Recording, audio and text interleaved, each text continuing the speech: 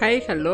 இன்றைக்கி பிக்யூன் சேனலில் சுத்தமான பெருங்காயம், அதாவது நம்ம கட்டி பெருங்காயத்தை எந்த மெத்தடில் நம்ம தூள் பண்ணி நம்ம சேவ் பண்ணுறது. அதாவது பெருங்காயம் நம்ம தூள் பெருங்காயம்லாம் வாங்கினோன்னா அதில் கலப்படம் பண்ணி தான் அதை தூள் பண்ணுறாங்க, பொடி பண்ணுறாங்க. அதே மாதிரி பெருங்காயத்தை நம்ம ஹீட் பண்ணாமல் எப்படி பண்ணிக்கலாம் அப்படின்னு இந்த வீடியோவில் காமிச்சிருக்கேன். இது யூஸ்ஃபுல்லாக இருக்கும்னு நான் நினைக்கிறேன். ஏன்னா இது என்னடா இதெல்லாம் ஒரு வீடியோவாக போட்டிருக்காங்கன்னு நீங்கள் நினைக்கக்கூடாது, அதுக்காக சொல்கிறேன்.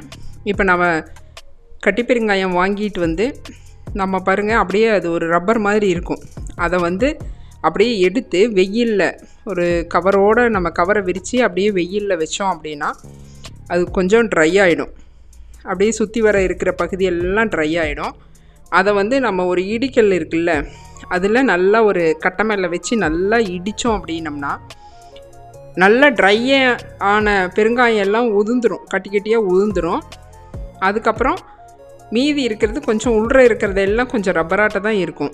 அதை ஒரு சிலர் கடாயில் வச்சு நல்லா ஹீட் பண்ணி பொரிய விட்டு அதை பொடி பண்ணுறாங்க. ஆனால் அதில் அப்படி பொடி பண்ணிங்கன்னா வாசம் போயிடும், அதனோட பவர் குறைஞ்சி போயிடும். ஆனால் நீங்கள் நேச்சராகவே அதை பொடி பண்ணி நீங்கள் குழம்புல போட்டிங்கன்னா தான் அது நல்லா மணமாகவும் ருசியாகவும் இருக்கும். அந்த ரப்பராட் இருக்கிறத இழுத்து பாருங்கள், இந்த மாதிரி சின்னதாக பிச்சு அப்படியே வச்சு வெயிலில் மறுபடியும் வச்சிங்கன்னா நல்லா காஞ்சி போயிடும். இப்படி காஞ்ச இந்த பொடி பொடியாக அந்த கட்டி கட்டியாக காஞ்சதை பாருங்கள், இப்படி உடச்சி விட்டால் கெட்டியாக இருக்கும். பாருங்கள், ரப்பராட் இருந்தால் மட்டும்தான் அந்த மாதிரி அரைச்சா நம்ம அரைப்படாது. இப்படி இருக்கிறத நம்ம ஒரு மிக்சி ஜாரில் காஞ்ச வாட்டி 2 தடவை காய வைக்கணும், அவ்வளோதான். இதில் ஒன்றும் பிரச்சனையே இல்லை. 2 தடவை போட்டு இப்படி மிக்சி ஜாரில் பொடி பண்ணிட்டா நைஸாக ஆயிரும். இது ஒரு பெரிய வேலையே இல்லைங்க. ஆனால் அது பெருங்காயம் இந்த மாதிரி யூஸ் பண்ணணும்னா தான் அந்த பெருங்காயத்தோட தன்மை மாறாமல் இருக்கும். நீங்கள் கடாயில் ஹீட் பண்ணிட்டீங்க அப்படின்னா அது ஃபுல்லாக அப்படியே அதில் இருக்கிற சத்துக்கள் குறையும், வாசம் எல்லாமே மாறுபடும். இந்த மாதிரி பொடியானதை நம்ம ஒரு சின்ன கண்ணாடி பாட்டிலில் போட்டு வச்சுக்கலாம். அதுக்கு ஒரு பேப்பரை நான் பாருங்கள் புனல் மாதிரி செஞ்சு அதில் கொட்டிட்டோம் அப்படின்னம்னா உள்ள ஈஸியாக உள்ள இதாகிடும். இல்லைனா கொட்டும் வெளியே, அல்லது ஸ்பூனில் எடுத்து போட்டாலும் கொஞ்சம் வேஸ்ட் ஆகும். இது ஒரு பாத்திரத்தில் வச்சு இந்த மாதிரி கொட்டி எடுத்துக்கிட்டிங்கன்னா ஈஸியாக இருக்கும்.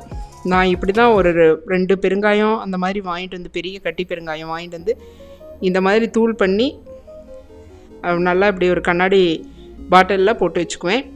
இது ஆனால் நீங்கள் இந்த பெருங்காயம் யூஸ் பண்ணுறதுக்கும் நீங்கள் அதே மாதிரி கட்டி பெருங்காயத்தை நீங்கள் கடாயில் ஹீட் பண்ணி பொடி பண்ணி யூஸ் பண்ணுற பெருங்காயம், அதே மாதிரி நீங்கள் கடையில் பொடி பண்ணின பெருங்காயமாக வாங்குறீங்கல்ல அந்த பெருங்காயம், இதை 3ஐயுமே நீங்கள் தனித்தனியாக யூஸ் பண்ணி பாருங்கள். எது உங்களுக்கு நல்ல குவாலிட்டியாக இருக்குது அப்படின்னு உங்களுக்கே தெரியும். இந்த மெத்தடை யூஸ் பண்ணி நீங்கள் பெருங்காயத்தை பொடி பண்ணி வச்சுக்கிட்டீங்க அப்படின்னா உங்களுக்கு வித்தியாசம் நல்லா தெரியும். பாருங்கள், நான் இவ்வளோ பெருங்காயம், நான் மேக்ஸிமம் எல்லா இதுக்கும் பெருங்காயம் போடுவேன். பெருங்காயம் போட்டிங்கன்னா தான் நம்ம உடம்புக்கு பிரச்சனை இல்லாமல் இருக்கும். இந்த கேஸ் ட்ரபிள், வயிறு சம்மந்தப்பட்ட பிரச்சனையெல்லாம் இல்லாமல் இருக்கும். இதே மெத்தடை ஃபாலோ பண்ணுங்கள். பிக்யூன் சேனல் லைக் பண்ணுங்கள்.